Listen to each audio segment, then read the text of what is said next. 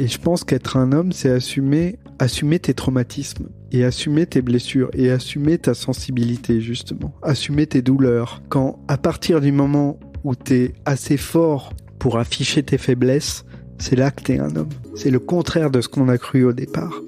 Et moi, pendant longtemps, je me suis dit, je peux pas faire ça. Justement, j'aurais pas les épaules pour faire ça. Je veux pas devenir un poster boy du handicap ou porteur d'une cause. Enfin, moi, la seule cause dont je peux parler, c'est la mienne. Mais je suis pas un exemplaire. Je parle pas au nom de tous les handicapés. C'est ça qui me faisait peur aussi. Puis au bout d'un moment, je me suis dit, je m'en fous. Exécuté par qui? Fabrice Florent. Bonjour, bonsoir, bon après-midi à tous et bienvenue dans ce nouvel épisode d'Histoire de mec. Chaque 2e et 4e mercredi de chaque mois à partir de 6h du matin, on parle avec des mecs de leur rapport à la masculinité et de répondre à la question « C'est quoi pour toi être un homme ?» Je suis Fabrice Florent et dans la vie, je fais des podcasts d'interviews et de discussions et je crée du contenu. Si vous aimez ce podcast, allez écouter la bande-annonce pour en découvrir un peu plus sur moi et mes autres podcasts. N'oubliez pas de vous abonner sur votre appli de podcast préféré, de mettre un cool commentaire et 5 étoiles au podcast sur Apple Podcasts et de partager cet épisode autour de vous s'il vous a plu. C'est le meilleur moyen de m'aider si vous aimez mon boulot. Est-ce que t'es à l'aise ? Ouais, c'est pour ça que je me positionnais pour être bien. Mets-toi bien comme tu veux. Ouais, parce que j'ai un fauteuil qui fait chaise longue en même temps, donc c'est trop bien. On peut en profiter. Voilà. Bon, écoute, moi c'est ok pour moi. Est-ce que t'as des questions ? Non, on commence quand tu veux. On commence quand je veux ? Ouais. Bon, let's go alors. On est avec Nico, donc salut Nico. Salut Flo. C'est Fab, mais c'est pas grave. C'est pas grave. On va t'appeler Gérard. Appelez-moi Gérard. Tu peux m'appeler Gérard, c'est pas sûr que je réponde, mais en tout cas, c'est pas un problème. D'accord. Merci Nico de venir parler de masculinité. Tu m'as dit que c'était la première fois que tu venais parler de masculinité. Bah oui, enfin voire même que tu parles de masculinité. Oui, c'est pas un sujet qui m'est habituel. Enfin, moi, je parle souvent de littérature ou d'art ou de ciné ou de choses comme ça. Mais de masculinité, je suppose que c'est pas ce qu'on projette en premier sur moi. Enfin, quand t'es en fauteuil, ce qu'on projette en premier, c'est le fauteuil. C'est vrai. Et donc c'était intéressant pour moi d'explorer ça, tu vois, d'explorer ça avec toi, parce que j'y ai jamais pensé d'une manière directe, en fait. Donc jamais. Non, et du coup ça m'a interrogé sur là-dessus, justement, sur comment moi je vois la masculinité, et c'était intéressant de se poser la question, enfin surtout à notre époque où vraiment les genres les codes des genres deviennent complètement explosés, quoi. Ouais. Enfin, on n'est plus dans les années 50, encore heureux. Ouais. Mais on est vraiment dans une période où tout ça change, quoi. Donc, même nos références à nous, moi j'ai 43 ans, et tu t'aperçois que tes références de maintenant sont plus les références que t'avais quand t'étais gamin, quoi. Exactement. Donc ça, c'est intéressant. Écoute, j'ai 44, donc tu vois... mais on est jumeaux, en plus. On se parle. Ouais. Ça va nous parler. Ouais. Donc tu le disais, les gens ne voient pas, mais tu le disais, t'es en fauteuil, en fait. Et Jenna, c'est Jenna, en fait, qui nous a mis en contact. Jenna qui travaille avec moi et qui m'a dit, tu vas voir, Nico, ça va être un super invité pour toi. Elle a menti. La première question que je pose à tous mes invités, moi, dans l'histoire de mec, c'est quoi pour toi être un homme ? Ah, c'est quoi pour moi être un homme ? La première question, déjà, elle est chaude. Hein. Ouais. Ça fait sujet de philo, vous avez 4 heures. Non, je suppose que pour moi, la première image que j'ai d'un homme, c'est l'image d'un père. En fait, c'est être un père. Ok. C'est pas vraiment. Je pourrais te répondre que ça serait une image de force, que ça serait une image, mais c'est pas tout à fait ça pour moi. C'est vraiment une image de responsabilité. C'est-à-dire que tu vas Enfin, c'est très étrange, mais c'est prendre les problèmes en face. Okay. C'est regarder la réalité en face et pas biaiser, pas fuir quand il y a un problème, régler la question. D'une certaine manière, pour moi, être un homme, c'est sortir de l'enfance, quoi. C'est sortir de l'irresponsabilité, en fait. Donc c'est presque être un homme, mais d'une manière un peu générique, tu vois. C'est pas être un homme, avoir une bite, tu vois. C'est pas tout à fait ça. C'est vraiment avoir des épaules, quoi. Avoir des épaules. Ouais. Je crois que t'es le premier mec en plus de 100 interviews à me dire ça. Sérieux? Avoir des épaules. Non, c'est intéressant. Ouais. Pourquoi tu projettes ça, tu crois? Parce que je crois que, enfin, quand on a atteint l'âge d'homme, on s'aperçoit qu'on est seul. Et on s'aperçoit qu'on est seul à supporter le poids du monde. Et à supporter toutes les emmerdes que ça... On s'aperçoit, tu parles de toi. Oui, Okay, d'accord. Je me suis aperçu que j'étais seul et je me suis aperçu que c'était à moi d'affronter le monde, en fait. Et alors que quand on est enfant, on est préservé de tout ça. C'est les autres qui se prennent le monde dans la gueule, c'est pas toi. Quand t'étais enfant. Oui. Non mais tu sais pourquoi j'insiste là-dessus, c'est que généralement la plupart des mecs qui viennent à ce micro, c'est souvent un truc qu'ils font, c'est-à-dire qu'ils parlent pas d'eux, et en fait ils utilisent des on ou des pour s'abstraire du truc. Exactement. Ouais, en fait, j'aimerais bien qu'on parle de toi. C'est violent, putain. Pardon. Et c'est toi qui es sur le canapé en plus. Je peux pas m'allonger sur le divan. mais ouais, je comprends. Ben oui, enfin, moi j'ai été préservé de beaucoup de choses dans mon enfance. Enfin, c'était mes parents qui affrontaient les problèmes, c'était mes parents qui affrontaient le handicap, c'était mes parents qui s'occupaient de savoir comment j'allais être inscrit à l'école classique et tout. Ce qui fait que moi, j'ai vécu une enfance d'une certaine manière assez idyllique et assez inconsciente des problèmes que ma condition d'handicapé posait, tu vois. T'es en fauteuil depuis ta naissance? Je suis en fauteuil depuis ma naissance, ouais. Je suis atteint d'un handicap qui s'appelle la paralysie cérébrale, donc ça touche les fonctions motrices du cerveau, etc. Donc il y avait une vraie dichotomie entre le corps que j'avais du mal à contrôler et l'intellect qui était intact, quoi. Donc c'était mais j'ai pas vécu ça comme une exclusion parce que mes parents m'en préservaient. Même à l'école et tout? Même à l'école, même tout ça, j'étais vraiment dans un milieu intégré, tu vois. Okay. Et ce qui fait que j'ai pris conscience plus tard que j'étais pas tout à fait un homme comme les autres ou un garçon comme les autres. Donc c'est quelque chose qui te saisit à l'adolescence, tu vois. C'est ça, à peu près à l'adolescence, c'est ça? Ouais, c'est ça.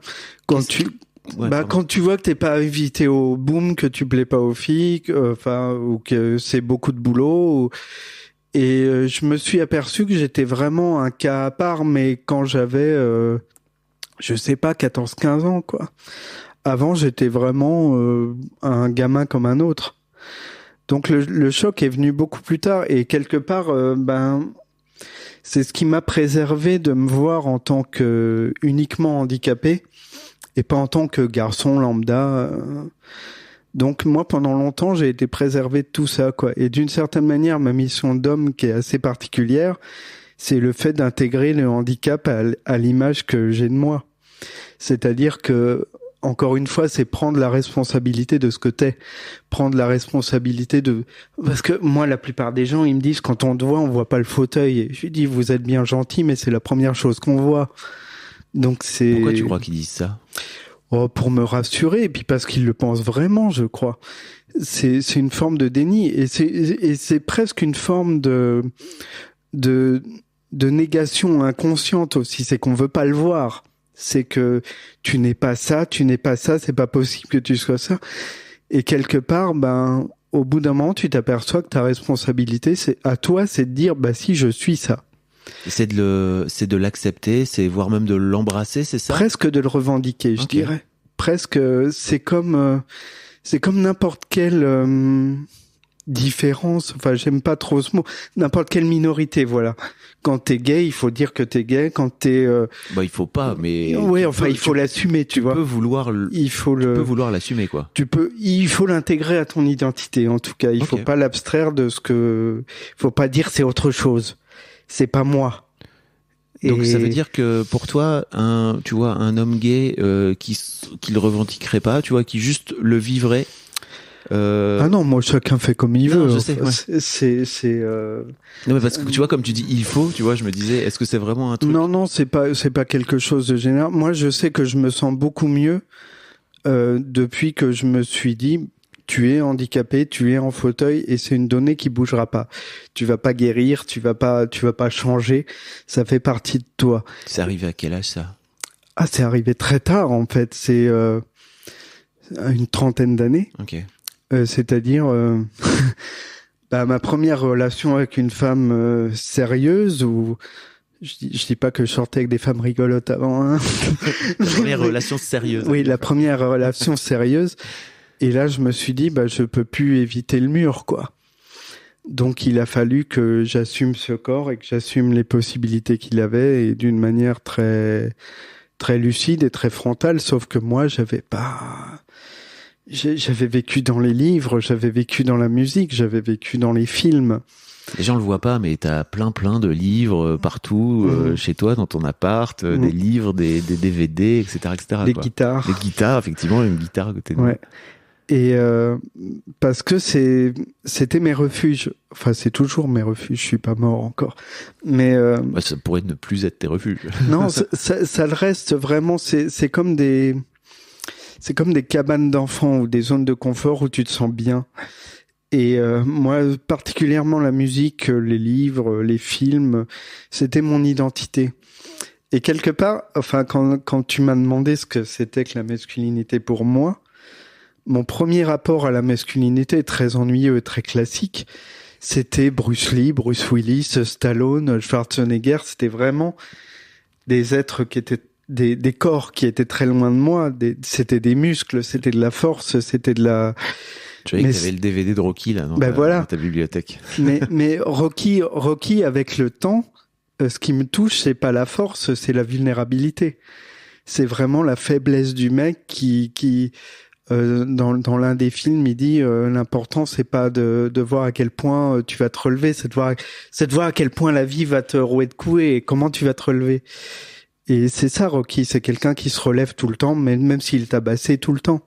Et ça, c'était des films que tu regardais quand t'étais déjà ado, c'est ça? Ah, mais quand j'étais gamin, je les regardais en boucle, parce que j'avais... je pense que si on avait une explication psychanalytique, j'essayais d'avoir des références de corps et de corps idéal. Donc moi, je me souviens, j'étais torse nu comme Bruce Lee, je m'étais fabriqué une espèce d'arme comme lui, un nunchaku comme lui, enfin, j'avais des gants de boxe comme Rocky, enfin, c'était vraiment quelque chose je voulais épouser l'archétype, tu vois, je voulais me... Et je pense que là, pour le coup, je suis pas très original, hein, tous les garçons font ça. Ouais. Essayent de se mesurer de ressembler à leur héros, ça peut être un footballeur, ça peut être un acteur, ça peut être n'importe quoi, mais c'est toujours des corps. C'est toujours des performances, en fait. Et je pense que les hommes, c'est ça qui les empoisonne quelque part. C'est le culte de la performance. Il faut toujours être le plus fort, il faut toujours être le meilleur. Et toi, quand t'es un petit gars tout frêle, tout fragile et tout vulnérable, en fait, où est ta place? Comment tu te construis à la lumière de ça? Enfin, c'est compliqué. Alors, comment ça s'est passé pour toi? Moi, c'est vraiment quand j'ai découvert les livres, en fait. Parce que justement, c'est quelque chose qui te sort du corps, qui te sort de la performance, et tu t'aperçois que de tout ce que tu peux ressentir, tout ce que j'ai pu ressentir en lisant des romans, en lisant des poèmes, en écoutant des chansons. Enfin, je me souviens la première fois que j'ai eu vraiment un choc, c'était en écoutant Jacques Brel quand j'étais petit. Et un rush d'émotions, je savais pas que c'était possible de ressentir tout ça. Je savais pas qu'on pouvait pleurer en écoutant de la musique, qu'on pouvait pleurer en regardant un film. Enfin, tu vois, c'était toute une dimension qui pour moi a été un choc, mais énorme. Et tu t'autorisais en tant que petit garçon, et tes parents t'autorisaient aussi quelque part en termes d'éducation à pleurer? Oui, ça a jamais été un problème. Parce que j'ai compris très vite que je ressentais les choses très très fort.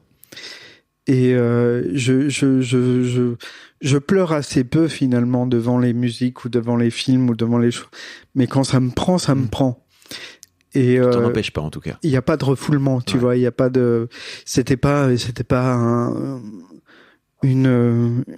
une preuve de vulnérabilité ou de faiblesse ou quoi. C'était comme ça, j'étais comme ça, j'ai toujours été comme ça. Ouais. Mais on a le même âge, toi et moi. Et moi, je sais que quand j'étais gamin, c'était vachement dur de pleurer parce que c'était dur d'avoir accès à ses émotions en tant que garçon, parce que un garçon, ça pleure pas. Et on t'en empêchait, toi, autour de toi? C'est pas qu'on m'en empêchait. C'était tacite. Ouais, c'est ça, il y a un peu ce truc de pleure pas et sois fort et machin. Enfin, tu vois, c'était un peu ce truc-là, quoi. Mais tu vois, ça, c'est peut-être la chance, si je puis dire, d'être en fauteuil. C'est-à-dire que comme tu n'es pas avec les autres, tu ne ressembles pas aux autres, tu partages pas leur jeu, j'étais assez observateur, moi. J'étais assez sur le côté et j'étais assez, quand on m'acceptait dans les jeux, c'était un effort pour les autres. Donc forcément, je sentais qu'il y avait une différence. Ouais. Et je te parle de la très petite enfance, hein. J'avais 5 ans. Mais, donc du coup, moi, mes références à moi, elles n'appartenaient qu'à moi, tu vois. Elles pouvaient pas se comparer aux autres. Et quelque part, c'est peut-être, c'est énorme de dire ça, mais c'est peut-être le gros avantage d'être handicapé. C'est-à-dire que tu ne peux pas te comparer. Ou quand tu te compares, ça fait trop mal, ou c'est absurde. Enfin, t'as pas les mêmes moyens. Donc ça, c'est intéressant parce que ça te forme à une sensibilité propre et à assumer cette sensibilité beaucoup plus tôt. Je pense que le problème de la masculinité, c'est vraiment un problème de sensibilité. C'est vraiment parce que on te dit, quand j'étais gamin, les modèles masculins, c'était encore, je sais pas moi, Lino Ventura et Jean Gabin. Ouais. C'était nos grands-parents, quoi. Et tu te dis, mais comment tu te places dans cette tradition-là quand toi, en gros, t'es Woody Allen et t'es un petit mec, et tu te dis, mais je corresponds pas à ces canons-là, à ces mecs-là et tout, mais comment tu te construis? Et moi, ce qui m'a sauvé, c'est vraiment les mots, quoi. C'est les livres. Ça a été, tu pouvais exister autrement. Tu pouvais exister autrement qu'en étant un bonhomme, tu vois, qu'en étant un daron. Et qu'en étant un espèce de dur, un peu à la Alain Delon, un peu froid, un peu... Enfin, tu vois, ce culte du mal dans lequel on a été élevé, vraiment. C'était... moi, quand j'étais môme, on avait encore, je sais pas, le samouraï de Melville ou des trucs comme ça, tu vois. C'était des hommes très durs et très monolithiques. En plus, ça bougeait pas. Oui, très peu d'émotions. Non, il y en avait pas, ça passait pas. Et c'est intéressant, d'ailleurs, je sais pas trop quand est-ce que ça a changé. Ah, c'est marrant. Je crois vraiment ces 20 dernières années, quoi. On a commencé à avoir des mecs de plus en plus, à être capables de pleurer, mais dans la pop culture, tu vois, de plus en plus. Et je dirais vraiment ces 10 dernières années, ça a été encore plus fort, quoi. Et encore plus ces 5 dernières années, je crois. Ça va crescendo un peu. Peut-être, moi je pense à un moment, c'est Kurt Cobain. Ah, pas bête. Tu vois, c'est au milieu des années 90. Et là, t'as un mec qui assume ses douleurs, qui assume ses souffrances, qui en meurt. Qui finit par se suicide de ça, quoi. Enfin, la vie était insoutenable pour ce mec-là. Et c'était impensable. Enfin, je me souviens du choc, c'était quelque chose comme en 94, tu vois. Ouais. Et c'était tu sais, avant, les mecs mouraient d'overdose. Enfin, c'était Jim Morrison. Mais c'était des bonhommes, quoi, tu vois. C'était quand même des arbres qui tombent, tu vois. Ouais. Et là, tu vois un mec un peu fragile, un peu ado, et puis écorché vif, quoi. Et moi, c'est à partir de ce mec-là où je me suis dit, 94, je devais avoir 15 ans. Et je me suis dit, c'est bon, tu peux être comme ça. Tu peux être écorché vif, tu peux être romantique, tu peux souffrir, ne pas avoir honte de ta souffrance, voilà, ne pas compenser. Ouais. Et je pense que les enfants des années 80 comme nous, on a passé notre enfance à essayer d'être autre chose, à essayer de compenser. Et moi, d'un seul coup, ça a été une vraie libération de découvrir que avant Kurt Cobain, avant Jim Morrison, il y avait eu Rimbaud, il y avait eu Baudelaire, il y avait eu il y avait eu Van Gogh, il y avait eu toute cette tradition d'artistes qui ont fait de leur souffrance un art, tu vois, qui ont transcendé ça dans leur art ou dans leur création. Et ça m'a fasciné.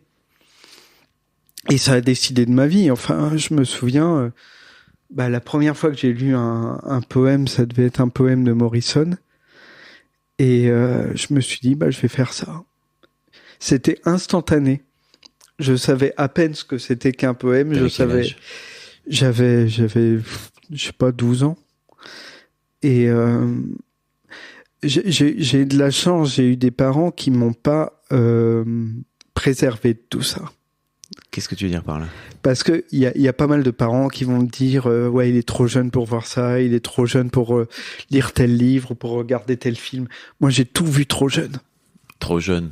tu vois, enfin, moi je me souviens, les gamins autour de moi, ils en étaient encore aux princesses Disney, tu vois, et moi je regardais Scarface, et où je regardais des films d'horreur ou des trucs comme ça.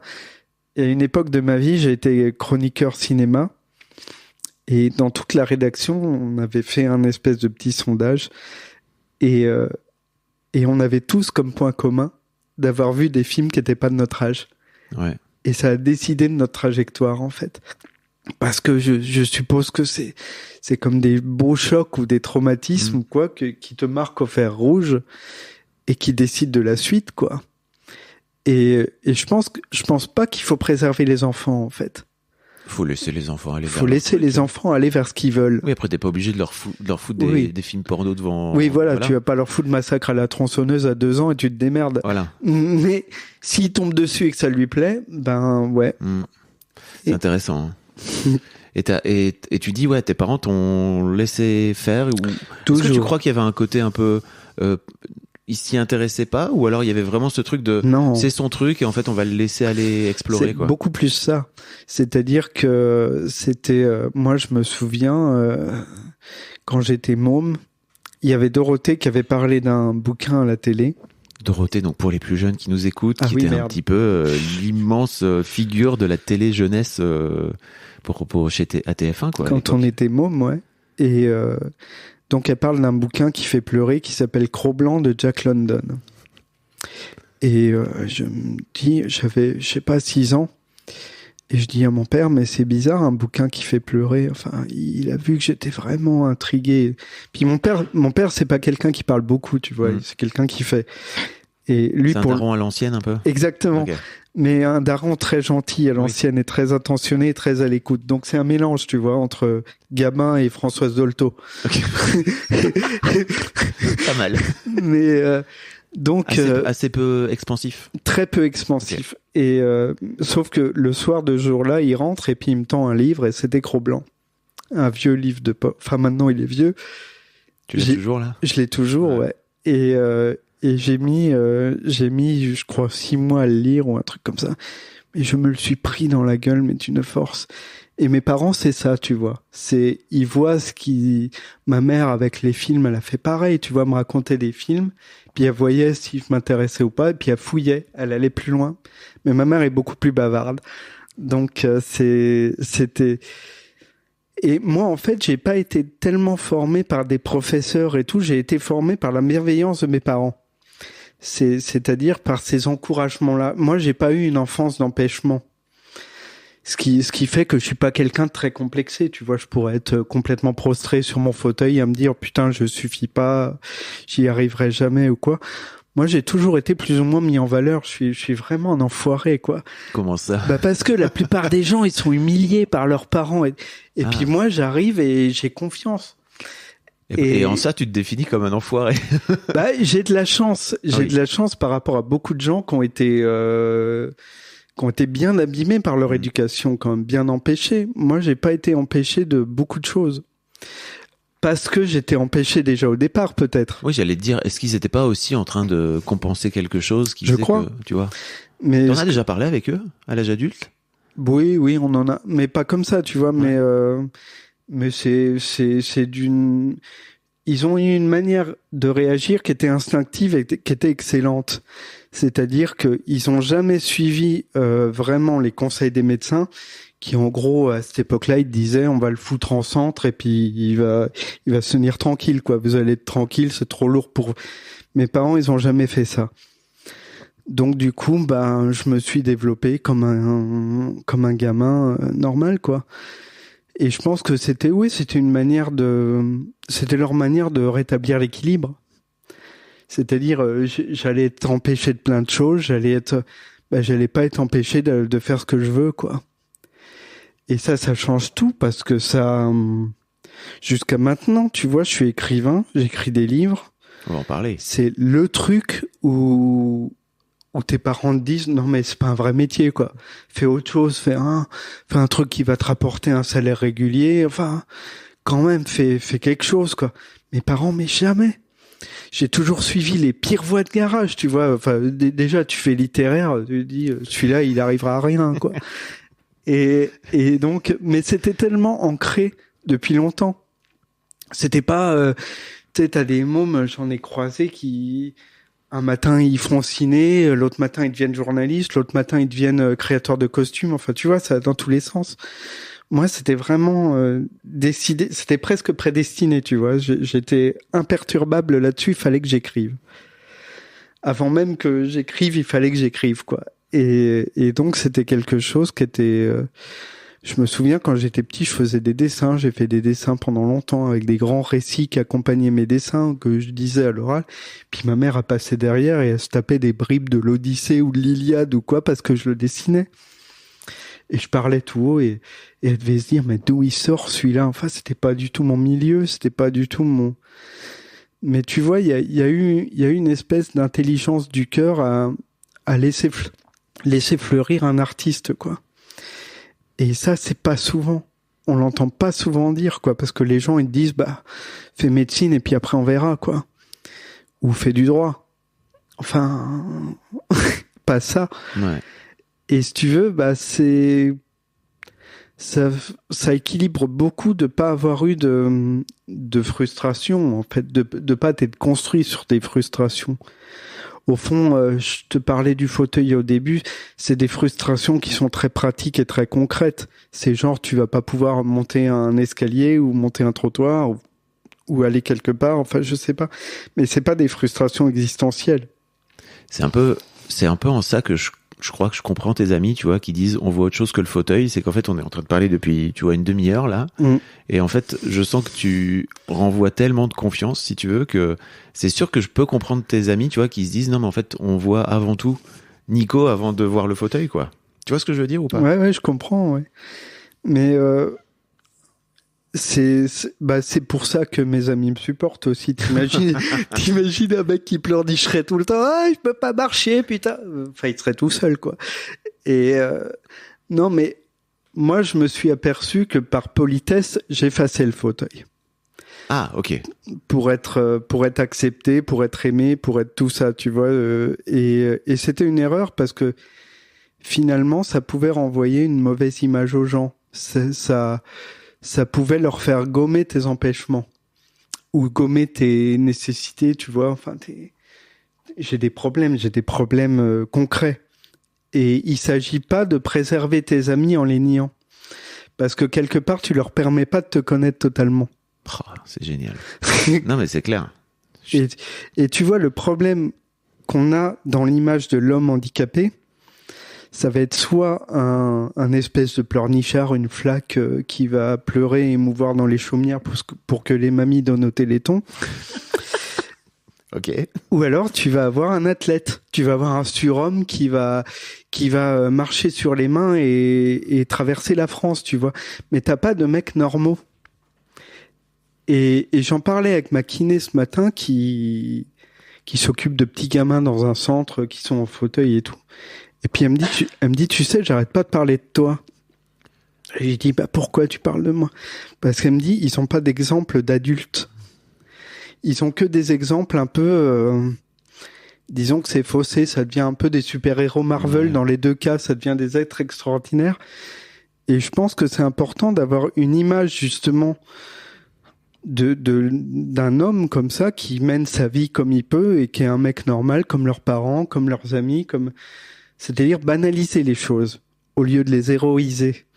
Et c'est vachement important d'avoir une image qui soit plate, en fait, tu vois, qui soit blanche, et parce que ça évite les fantasmes, en fait. Enfin, le progrès, ça serait de se dire, ouais, c'est un mec, quoi.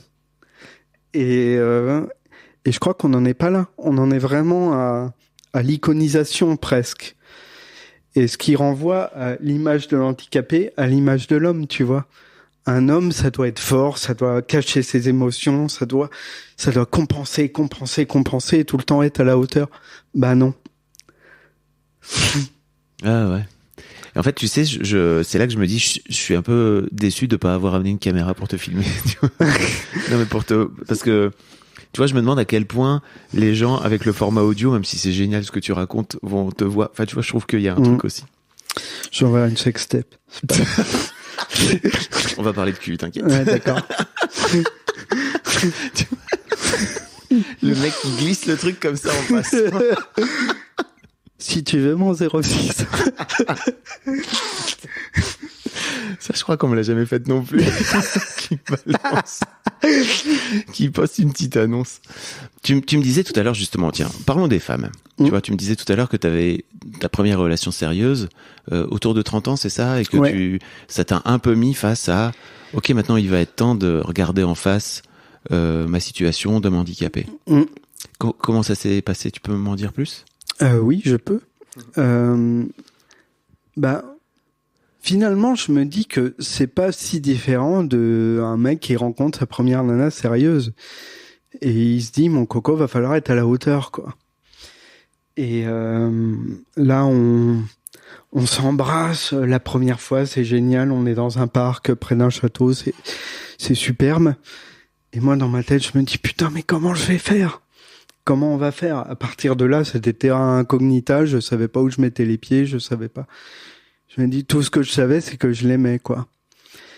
Et donc, elle me dit, non, mais on va pas se prendre la tête, il faut qu'on fasse ça d'une manière insouciante et tout. J'ai dit, putain, c'est vraiment gouré de mecs. et donc, je me dis, ouais, et puis, moi, j'avais tellement des problèmes qui étaient pas réglés. Enfin, je vivais encore chez mes parents, j'avais 30 ans. Quand elle venait me voir, elle devait voir mes parents d'emblée. Enfin, elle avait du mérite, quoi.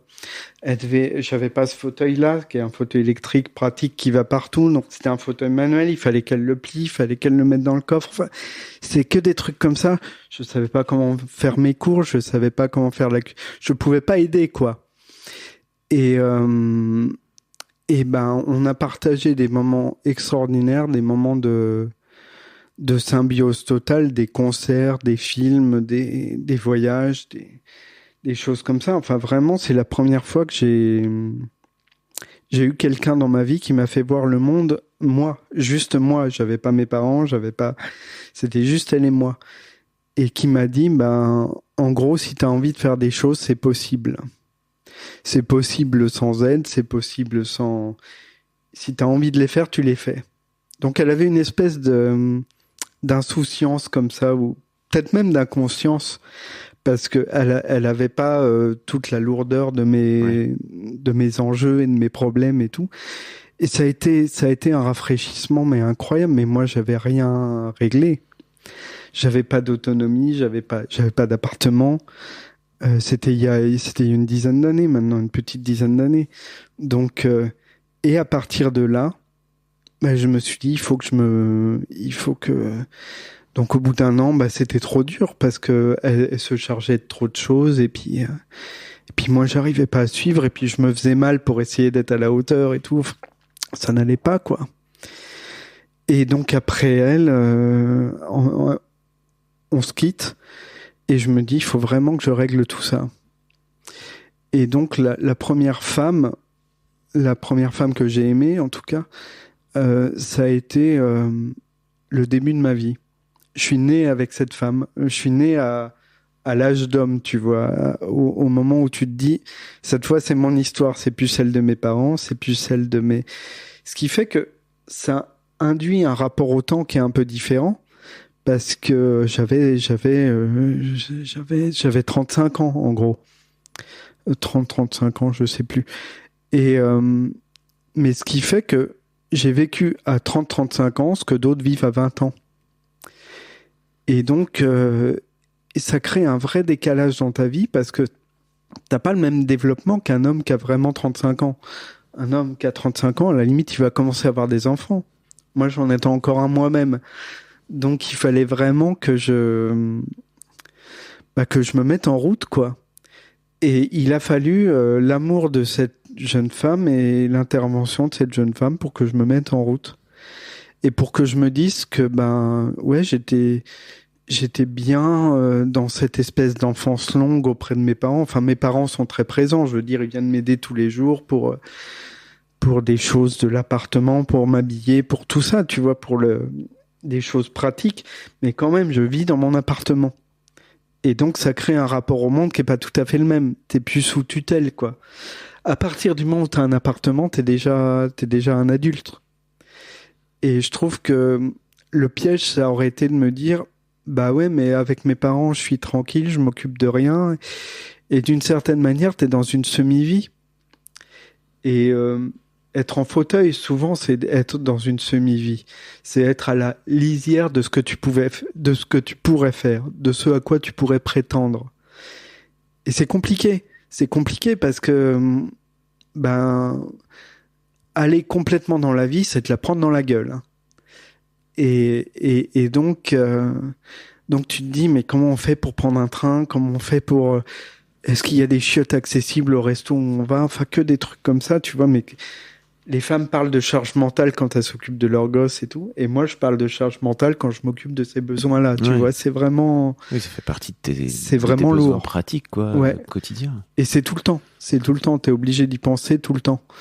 Donc, mais c'est ça, être un homme aussi. C'est pour ça que je te disais les épaules tout à l'heure et les responsabilités et tout ça. C'est regarder ces problèmes-là en face. Quand t'es enfant, il n'y a pas de problème. Mais comme quand t'es enfant, la grande différence entre l'enfance et l'âge adulte, c'est qu'il n'y a pas de mort. Il n'y a pas de deuil.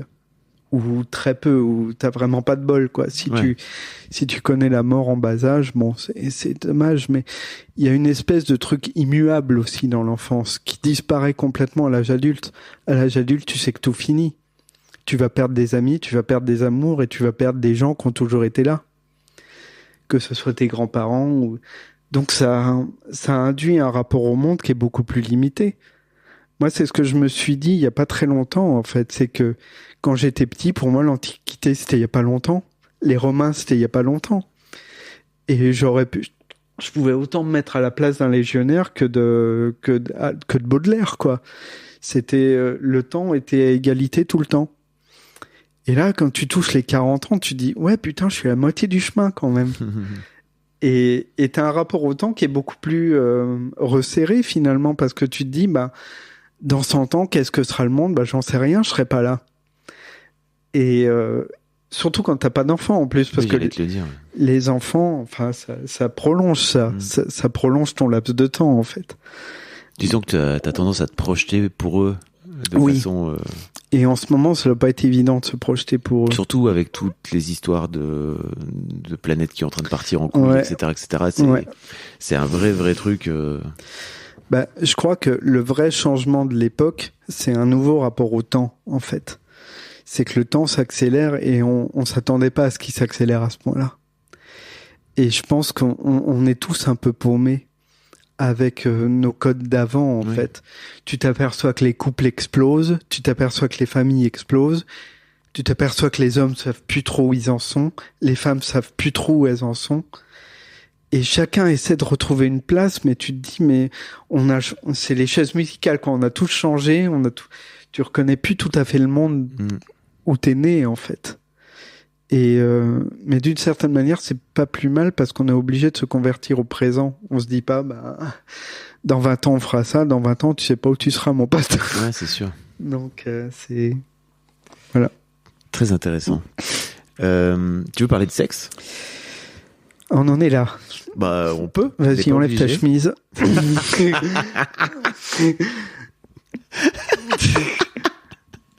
Ça aussi, c'est la première fois qu'on me l'a fait. Que de première fois. Ouais, beaucoup de premières fois. Non, parler de sexe... C'est toi qui as lancé le sujet tout à l'heure avec le sextape. De toute façon, je sais. J'allais te parler de sexe. Il y a toujours un moment où je parle de sexe avec mes invités. Écoute, le sexe, pour moi, c'est un peu la même chose que ce qu'on disait sur Stallone, Schwarzenegger et Rocky, tu vois. Tu grandis en te disant qu'il y a une manière de bien le faire. Ouais. D'autant plus maintenant quand t'es jeune, avec toutes les images porno dont on est abreuvé de partout et tout ça.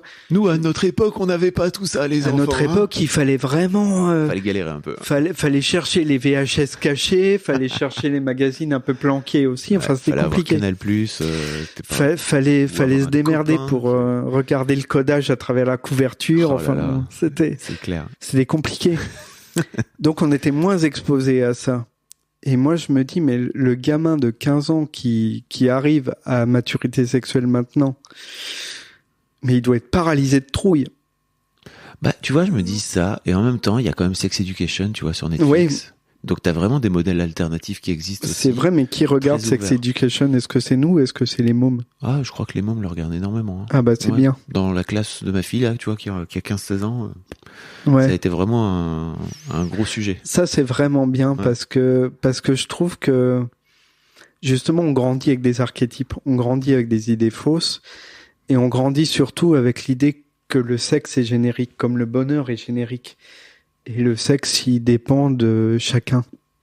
C'est à chacun de s'inventer un sexe et une activité sexuelle. Moi, pour dire les choses, j'ai pas le fonctionnement d'un homme normal. J'ai pas les facilités d'un homme normal. Mais quand tu as un handicap, tu sais que ça déplace les facultés plutôt que ça les supprime. Ah, intéressant. Donc tu vas être plus sensible au toucher, plus sensible à la caresse, plus sensible au baiser, et tu vas pas faire cette espèce de mécanique de pompe automatique qu'on voit partout. De piston, tu sais. De piston. C'est terrible, quoi, parce que à chaque fois que je vois ça, je me dis, mais ça doit faire mal, en fait. Et donc, je me dis, mais longtemps, j'ai cru qu'il fallait faire ça, tu vois. Oui, j'allais te dire, est-ce que t'as projeté des trucs aussi? Ouais, c'est ça. Bah ouais, bien sûr. Parce que, c'est ce qu'on voit dans les films, c'est ce qu'on voit dans les livres. On dit que faire l'amour, baiser, c'est le couronnement de l'amour. Pas forcément. Et ça peut être une connexion spirituelle. Tu peux avoir un orgasme avec quelqu'un que t'as jamais touché, hein. Et dans une conversation, dans un regard, dans une énergie, quoi. Et je pense que le sexe est beaucoup plus métaphorique que nos sociétés matérialistes nous l'ont laissé croire. T'as exploré un peu le tantra et tout, c'est ça que t'es en train de dire? Oui, un peu. Je suis un peu obligé, en fait, parce que il faut trouver le plaisir où il est. Et moi, autant j'ai un corps qui fonctionne normalement, mais pour le contrôler, c'est compliqué. Okay. Donc il fallait trouver un espace où je m'épanouisse. Et là, ça a pris du temps, quoi. Ça a pris. Pour moi, c'était un exercice pour me réapproprier mon corps, pour vraiment retrouver les contours de mon corps et qu'est-ce que mon corps voulait. J'en savais rien. T'as exploré ça à quel âge à peu près? Tu 30 ans avec la première femme, quoi. Okay. Tu vois. Et c'est jusque là, en fait. Jusque là, c'était classique, tu vois. C'était des trucs d'ado, de masturbation et tout. Okay. Mais tu connais pas le corps de l'autre. Oui. Et je pense que. Ceci dit, t'as quand même exploré ton corps. Oui. Oui. J'ai cette chance-là d'avoir des sensations partout dans mon corps. Okay. Je suis pas paralysé. Je suis donc. Mais après, je suis obligé d'aller voir ailleurs. Je suis obligé de sublimer un peu les choses et de les transformer un peu pour que ça soit du plaisir et pas un effort. Moi, c'est pour ça. Enfin, quand j'ai commencé ma vie sexuelle, ça a été beaucoup un effort pour être à la hauteur, justement, pour être à la hauteur de ce que ferait un homme normal. Avec donc cette fille, c'est ça? Avec cette fille, oui. Et ça, au début. Comment ça s'est passé entre vous? Comment ça s'est passé entre nous? Je pense que c'est comme entre tout le monde, quoi. C'est d'un seul coup, on s'est vu et on s'est dit, c'était irrésistible. Ok. C'était, on savait qu'on irait là. Et je crois qu'il y a une grande construction de l'esprit. C'est-à-dire, tu vois tous ces coachs en séduction qui te disent il y a une technique pour faire craquer les filles et tout. Si t'as besoin de ça, t'es mal barré, quoi. Alors que tu rentres dans la pièce, tu la vois, tu sais que c'est elle. Et ça, il y a rien, quoi. Il y a quelqu'un, il y a quelqu'un qui prend toute la lumière, il y a quelqu'un qui prend toute ton attention, il y a quelqu'un. Et tu peux être intéressé par plein de filles. T'as plein de filles qui peuvent t'émoustiller, mais pour un moment. Et d'un seul coup, tu fais une fixation comme ça. Et tu dis, ouais, c'est là que ça arrive. Et t'as pas besoin de la phase de séduction, en fait. C'est là. Et c'est là, quand à la première seconde où elle te parle, c'est là. Donc après, il suffit de suivre l'évolution des choses, quelle qu'elle soit. Mais je crois qu'il faut pas forcer les choses. Tu peux pas forcer les choses. Tu peux même pas forcer ça. Et ça fout une merde quand ça arrive qui est incroyable. Comment ça? Parce que y a rien qui attend. Il y a rien qui est prêt à accueillir ça. Il y a rien qui... C'est un accident, l'amour. Et ça peut être assez destructeur d'ailleurs, parce que c'est quelque chose qui remet en cause tout ton quotidien, toute ta vie, tu dis, ah merde, j'avais pas prévu ça, quoi. Et donc pour moi, c'est avant tout une rencontre d'âme qui après va se traduire dans un corps. Mais l'expérience amoureuse pour moi c'est ça, c'est-à-dire que souvent on sait pas trop ce que c'est. Souvent, moi je sais que j'ai essayé de mettre ça en mots, j'ai essayé d'envoyer des mots, j'ai essayé d'envoyer des lettres et tout. Puis tu t'aperçois que les mots c'est un peu trop serré pour ça. Enfin, ça dépasse complètement. Je trouve que c'est ce qui nous rapproche d'une forme de divin en fait. Et il faut traduire ça dans le corps et quelque part le sexe c'est fait pour traduire ça dans un corps. Et c'est là qu'est le plaisir, en tout cas. Sinon, ça sera mécanique, mais ça sera comme un besoin biologique basique. Et je crois que le vrai plaisir, il est pas là. Il est vraiment dans la rencontre de quelqu'un où tu te dis, bah ouais, mais où t'étais, toi, depuis tout ce temps, quoi. Quelqu'un qui te complète et quelqu'un qui te comprend, même physiquement. C'est pas évident à trouver. Et quelque part, on est dans une société qui a marchandisé ça. C'est-à-dire que chacun va rencontrer ça au moins une fois, au moins même 10 fois, enfin tu vois. Et ça me paraît absurde, quoi. Enfin, quand tu l'as rencontré déjà une fois ou deux, t'as déjà beaucoup de chance. Et je pense que le sexe tel qu'on le voit et tel qu'on le vit, même parfois, c'est quelque chose de très... j'allais dire dérisoire, mais en tout cas périssable, quoi. Ça dure pas longtemps. L'acte en lui-même, oui, je veux bien dire. sûr. Et... mais après, l'effet de cette rencontre-là, l'effet de cette alchimie-là, tu t'en remets pas. Il peut te durer toute ta vie. Hein. Et ça, pour moi, c'est important de savoir que le sexe n'a pas qu'une seule dimension. C'est pas la taille qui compte. mais c'est quelque chose comme ça, tu vois. Je crois qu'on est fait pour éprouver ce plaisir-là. On est fait pour se dire qu'on a quelque chose de spécial, qu'on a quelque chose d'un peu magique, en fait. Et je pense que, moi, ce que je reproche beaucoup à la société du porno, mais pas seulement à la littérature aussi et au cinéma, c'est d'avoir transformé le sexe en espèce de truc un peu interchangeable. Avec des étapes obligées, c'est comme des ingrédients obligés et tout, et tu te dis non, c'est beaucoup plus mystérieux que ça, beaucoup plus alchimique que ça, enfin mais ça, comment tu peux le savoir quand t'as 15 ans? Oui, et puis j'allais dire, il y a assez peu pour le coup, de rôle modèle, tu vois, et de paroles sur le sujet, quoi. Non. Tu vois. Non. T'as raison. Où tu te dis... encore une fois, Sex Education, tu vois, je trouve vraiment qu'ils arrivent à aborder tous ces sujets-là, quoi. Exactement. Et d'une manière super intelligente, quoi, parce que c'est vraiment... ça va aborder la transsexualité, ça va aborder même le handicap, ça va aborder des tas de choses qu'on voyait jamais avant. Mais je dis peut-être une connerie, mais c'est peut-être la première série qui soit aussi juste que ça pour moi. Je crois pas que tu dises une connerie, non. Parce que tu vois, autour du sexe, il y avait tellement... Enfin, tu te souviens des campagnes de sensibilisation quand on était môme, quoi. Autour du VIH et tout. Autour du VIH, même l'éducation sexuelle et tout, quand on te faisait t'exercer sur un concombre. Enfin bon, c'est... Ah ouais, j'ai même pas eu ça. Tu mets une capote, sur un concombre. Ouais, c'est ça. Et j'ai dit, putain, mais c'est... Ou une banane, enfin. Une banane. Tu vas automatiquement détourner le regard et en faire quelque chose d'un peu risible, d'un peu... Enfin, je me souviens, on était des ados, on était cons, et puis on rigolait tous comme des... Alors qu'il faudrait le faire comme quelque chose de très sérieux. Comme on t'enseigne la philosophie, tu vois. C'est important de bien se comporter dans son désir.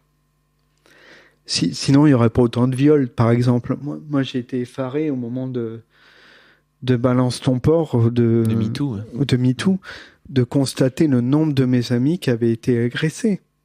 Et pour moi, c'était l'exception. Et en tant qu'homme de découvrir ça, en fait, de découvrir que c'était la règle. Mais tu te dis, il y a un problème, justement, d'éducation sexuelle des hommes. Il y a un problème, puisque le sexe de l'homme est vu comme une conquête, c'est vraiment vu comme un combat, quoi. Comme tout ce que font les hommes, d'ailleurs. Enfin, ta carrière, c'est un combat. Enfin, tout est métaphore guerrière. Mais le sexe devrait... Même le sport est une métaphore guerrière. Bien sûr. Et le sexe devrait pas en être une. Et l'homme, il va réfléchir comme il s'est toujours construit, c'est-à-dire comme dans l'adversité. Et quelque part, moi, ce qui me frappe, c'est de voir à quel point le vocabulaire de la séduction est un vocabulaire de conquête. C'est vraiment, je vais t'annexer et je vais t'anéantir. Tu vas m'aimer et tu vas n'aimer que moi, quoi. Enfin, c'est violent, quoi, quand on y pense. Enfin, les mots ont une importance, quoi. Et je pense, les hommes particulièrement, mais les femmes aussi, hein, on est construit autour de ces archétypes-là. Et de ces archétypes, encore une fois, de force. Et je trouve qu'il y a rien de plus déplacé dans le domaine sexuel que la force. Ça devrait être l'entente. Ça devrait être écouter l'autre. Et en fait, tu t'aperçois que la plupart des gens, mais ils sont concentrés sur eux, sur leur plaisir, sur leur corps, et c'est tout. C'est-à-dire que ta planète s'arrête à l'autre, en fait, au lieu de l'englober. Et ça, c'est super intéressant de se dire que la plupart des gens, ils sont seuls au monde. Ils vivent seuls au monde avec ça. Et toi, tu as la sensation que ce handicap, justement, il t'a permis de pouvoir faire un pas de côté par rapport à ça, comme tu disais tout à l'heure que tu étais à côté, tu vois, des enfants, oui. Dans la cour de récré, etc. Ah oui, je crois vraiment. Mais je crois que c'est vraiment le cœur du handicap, c'est que c'est un pas de côté de tout. C'est que, quelque part, fatalement, que tu le veuilles ou non, ça fait de toi un observateur, beaucoup plus qu'un acteur, puisque le monde est plus ou moins hostile, plus ou moins compliqué d'accès. Je veux dire, quand on parle de l'accessibilité des lieux, c'est quelque chose de très profond. Enfin, par définition, un lieu qui n'est pas accessible, c'est un lieu qui t'exclut.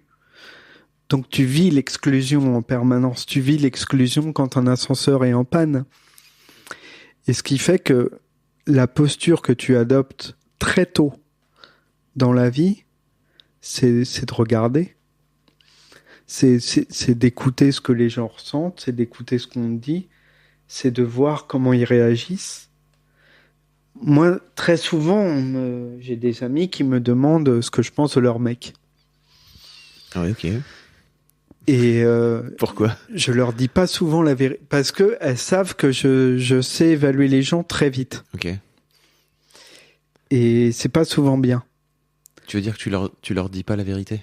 Bah jamais. Enfin, c'est comme quelqu'un aussi, ou alors des très proches. Tu dis reste pas avec lui, c'est un connard. Mais il faut vraiment bien les connaître, quoi, parce que c'est un peu comme dire à une mère que son enfant est un con. Ça peut être parfois. C'est compliqué. C'est compliqué parce que elles vont lui trouver toutes les excuses, quoi. Et tu vois bien quand l'énergie est pourrie entre les deux, tu le vois tout de suite. Enfin, moi, je le vois tout de suite, en tout cas, parce que j'ai passé beaucoup de temps à subir la présence des autres. C'est-à-dire que quelque part, t'es un peu en dehors. T'es un peu en dehors des cercles. T'es un peu en dehors des... Tu sais, justement, les gens cool qu'on voit dans les lycées, dans Sex Education, quoi, qui sont bien intégrés, les cheerleaders, les champions de football et tout ça. Toi, t'es pas ça. Et donc, t'as le point de vue des geeks, en gros. C'est-à-dire, ils sont quelques-uns, mais ils sont un peu en dehors de là où ça se passe. Sauf que ce qu'on dit pas, c'est que plus tard, les geeks, ça devient Bill Gates et Steve Jobs, quoi. Donc, quelque part, on vit dans une époque aussi où il y a la revanche des geeks. Justement, on retrouve c'est la revanche de ceux qui n'avaient pas accès à la masculinité archétypale, quoi. Ouais. Et c'est assez intéressant de voir ça parce que finalement... C'est un peu flippant d'ailleurs, non? C'est ouais. Les geeks en vieillissant. C'est clair. Ils veulent un peu dominer le monde, quoi. Et puis, tu t'aperçois que, je sais pas, moi, Facebook, ça a été inventé par un sociopathe qui avait un rapport malade aux autres. Et il a imposé à l'univers entier son rapport malade aux autres. Enfin, sa déviance. Oui, on oublie que Facebook est vraiment, à la base, c'est un système qu'il avait monté pour noter les meufs. Pour noter les meufs. À Harvard, hein, ouais. Pour les noter, leur donner des notes, quoi. Et tu t'aperçois que, finalement, les réseaux sociaux, par exemple Twitter, c'est le réseau le plus toxique qui soit.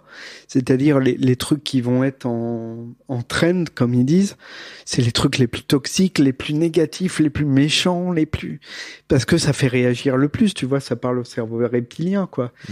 Et tu t'aperçois que ces gens-là ont encouragé tout ce qu'on a de bassesse, quoi. Et finalement, c'est presque leur vengeance, hein. Tu vois bien les mecs qui faisaient tapisserie pendant les booms. Tu les imagines bien dans le rôle, quoi. Et toi, elle vient quand il vient quand, toi, ou elle vient quand, l'heure de ta revanche? Ah, moi, ma revanche, ça a été la littérature, ça a été d'écrire des livres. Alors, allons-y.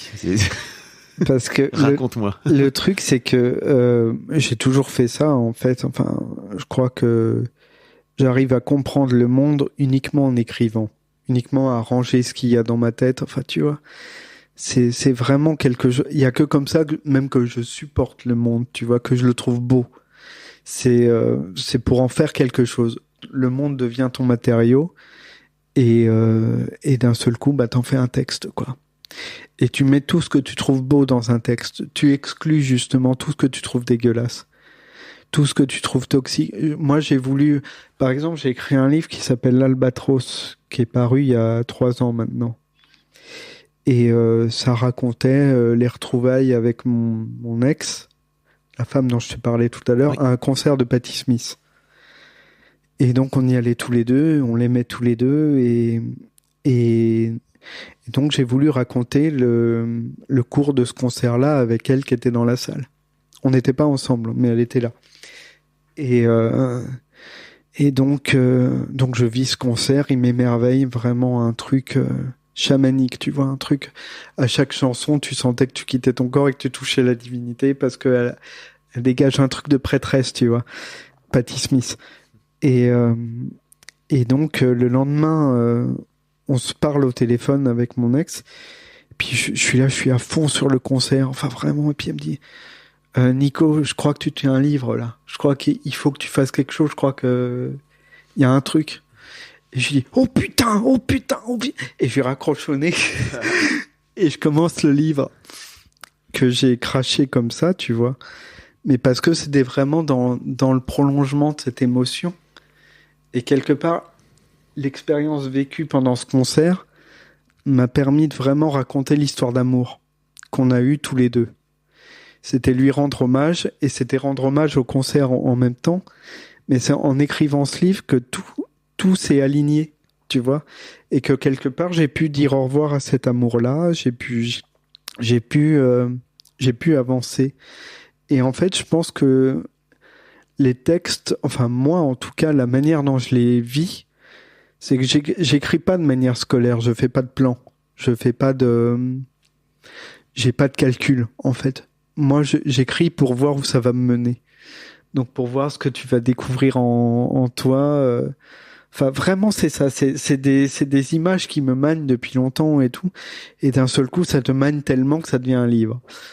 Et j'écris par pulsion, en fait. Et c'est presque des pulsions c'est toujours des pulsions qui disent qui je suis, qui disent ce que je pense. Je suis pas quelqu'un qui parle beaucoup. Je suis quelqu'un qui m'efface beaucoup. Tu parles bien pourtant. Ouais, mais tu gagnerais à parler plus peut-être. Il y a des gens qui sont plus brillants que moi dans les groupes, tu vois, qui vont prendre toute la place, qui vont être plus... Il y a encore ce truc d'observateur, donc. Ouais, toujours le truc d'observateur. Donc, parce que, c'est même pas par nécessité, je crois que c'est par goût, en fait. Et donc, mais quand même, au bout d'un moment, il y a vraiment des sujets qui me restent. Et là, je me dis, non, mais il faut que j'écrive. Et l'écriture a été quelque chose d'inévitable à chaque fois. comme un désir, justement, comme une pulsion, et comme pour dire ce que je dis pas dans la vie. Enfin, là, on est dans une configuration, tous les deux, qui ressemble un peu à celle de l'écriture. C'est-à-dire, c'est une écoute. Et je pense que tu te mets à l'écoute de ton âme quand t'écris, quoi.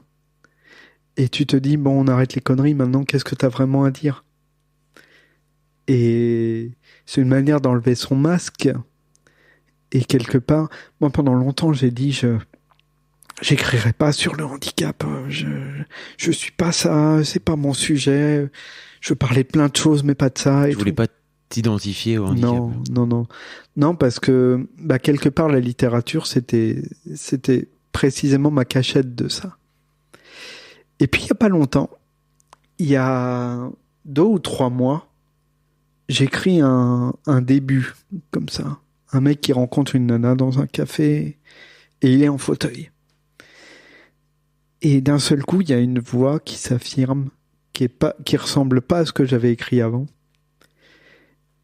Et ça parle de handicap. Et ça parle de tous les problèmes que je rencontre tous les jours, de toutes mes frustrations, et puis ma manière de tourner les choses en dérision. D'un seul coup, ça s'est imbriqué dans un texte. Et j'étais prêt. Et je crois qu'on est des cocottes minutes, en fait. Et avant l'heure, c'est pas l'heure. Et là, d'un seul coup, c'était l'heure. Et c'était mon éditrice qui était venue déjeuner une fois ici. Et on avait discuté pendant longtemps, pendant 2 heures. Et d'amour, de handicap, de tout ça, des sujets. Et puis, il s'est passé la même chose qu'avec mon ex quand elle m'a dit « Mais je crois que tu tiens un livre. » Et elle me regarde et puis elle me dit « Mais promets-moi que dès que je sors de ton salon, tu te mets à écrire. » Et je me suis mis à écrire. Et j'ai écrit un premier jet qui me plaît, qui lui plaît, c'est le plus important. Et donc, on va travailler ça, tu vois, mais il a fallu 40 ans pour que ça arrive. Et 40 ans de fuite, quelque part devant ce sujet-là, alors que forcément, j'avais des choses à dire, c'est mon expérience du monde. Et je pense qu'être un homme, c'est assumer ça aussi, c'est assumer assumer tes traumatismes et assumer tes blessures et assumer ta sensibilité, justement, assumer tes douleurs. Quand, à partir du moment où t'es assez fort pour afficher tes faiblesses, c'est là que t'es un homme. C'est le contraire de ce qu'on a cru au départ. Et ça, c'est fort. Quand tu sens que quand tu sens que t'es prêt, en fait.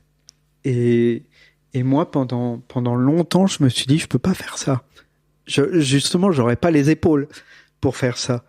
Je veux pas devenir un poster boy du handicap ou porteur d'une cause. Enfin, moi, la seule cause dont je peux parler, c'est la mienne. Mais je suis pas un exemplaire. Je parle pas au nom de tous les handicapés.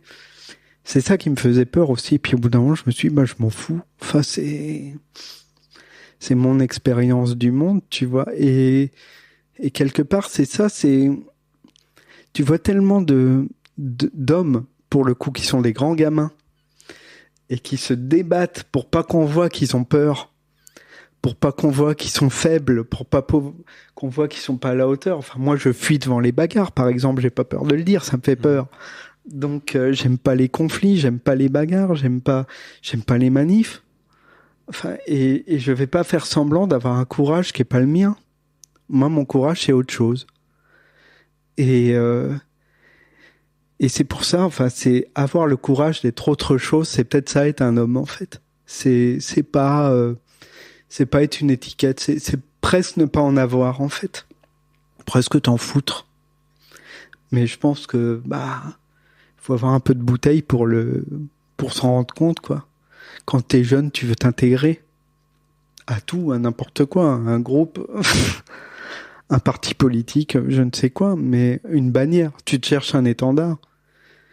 Et au bout d'un moment, tu te dis, les étendards, j'en ai rien à foutre. Et c'est là que tu peux commencer à te déployer un peu, quoi. Tu peux commencer à te lâcher la grappe, surtout. Enfin, la vie, c'est pas forcément un effort, c'est pas forcément une douleur, c'est pas... Voilà. Je crois que ça fait un quart d'heure que je te laisse parler, mais je t'écoute, je bois tes paroles. Merci. Merci Nico, vraiment. T'imagines si je m'étais préparé? Non, justement, je crois que c'est d'autant mieux que tu sois pas préparé. T'as une parole guérisseuse, je crois. Sérieux? Vraiment.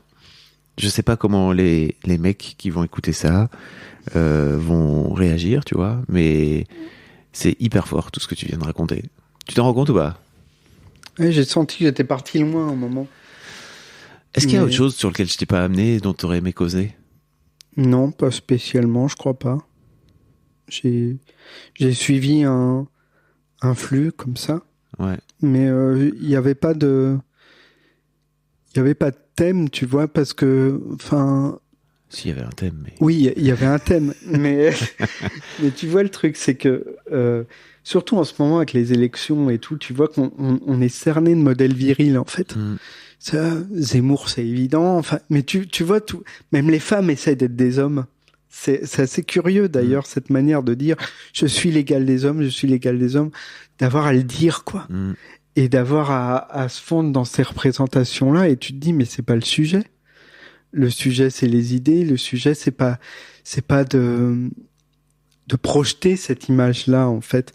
Et c'est en regardant les meetings, les choses comme ça, les infos, et je me dis, mais on en est encore là. On en est encore à se débattre contre ces trucs qui sont archaïques.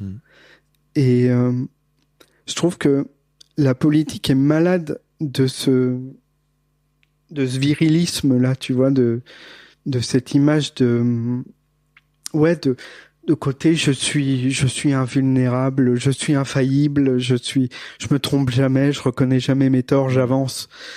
Et tu te dis, mais je rêverais d'un monde où quelqu'un se lève et se dise, bah non, j'ai dit une connerie, je me suis trompé. Un homme politique, tu vois. T'imagines un homme politique qui te dit ça, qui te dit, bah, ce que je vous dis depuis 20 ans, c'est de la merde. Et je me suis gouré. Et tu vois des gens qui croient dur comme fer que leur image, c'est d'être droit dans leurs bottes. Enfin, c'est terrible d'être droit dans ses bottes. Je crois pas qu'il faille être droit dans ses bottes. Je crois qu'il faut changer. C'est ça, être vivant, en fait. Et ben, ces gens sont morts et sont statiques et ils sont déjà statifiés, quoi. Et après, ils s'étonnent qu'on vote pas pour eux. Ben, c'est normal. Parce que c'est soit ils projettent un mensonge, soit ils projettent un entêtement. Et j'ai du mal avec tout ça, avec toute cette violence à laquelle on est confronté maintenant. En plus, maintenant, on est vraiment dans un temps où il faut choisir son camp, tu vois. Et t'as pas le droit, justement, d'être un peu sur le côté et un peu en dehors. T'as des tas de gens qui sont très en colère et très vindicatifs et très décidés et je pense que, enfin, on dit que la société a pris conscience de beaucoup de choses avec MeToo, avec les choses un peu woke et tout ça. Je crois pas tant que ça. Je crois que dans les représentations, on est encore dans quelque chose d'extrêmement archaïque et d'extrêmement problématique, d'extrêmement viriliste, oui. Tu vois, c'est vraiment le truc de la... Enfin, ça me choque en ce moment. Ça me choque beaucoup parce que je m'y retrouve pas. Moi, j'aimerais bien de la nuance. J'aimerais bien de la richesse, j'aimerais bien du dialogue, j'aimerais bien du... Et tu t'aperçois qu'on n'a jamais eu autant de moyens de dialoguer. On n'a jamais eu autant même d'oreilles à toucher, tu vois. Ouais. Et il n'y a jamais eu moins de dialogue que maintenant. Et ça me fait peur parce que tu vas être un homme, tu vas être une femme, tu vas être un noir, tu vas être un arabe, tu vas être un blanc et tu auras le droit que parler que de ça. Et tu te dis, ben, c'est pas normal. C'est pas normal de pas pouvoir s'écouter à ce point-là. Et d'une certaine manière, c'est la mort de la pensée. Et j'aime assez, justement, ce format de podcast où t'as le temps de déployer une parole. Et je pense que ça, c'est peut-être le vrai grand progrès de notre époque, c'est ça. C'est que tu te poses et t'écoutes. Et ça fait longtemps qu'on s'est pas posé pour écouter quelqu'un sans coupure pub, tu vois. Et c'est bien ça. Donc voilà, j'ai aimé l'exercice. Merci Nico en tout cas. Merci à toi. Je mettrai les liens pour aller voir, pour commander ton livre. Très bien. Très bien, achetez-le tous. Voilà, faire un peu de Après ce que je viens de dire, c'est parfait. Un grand merci à toi. Ouais, merci.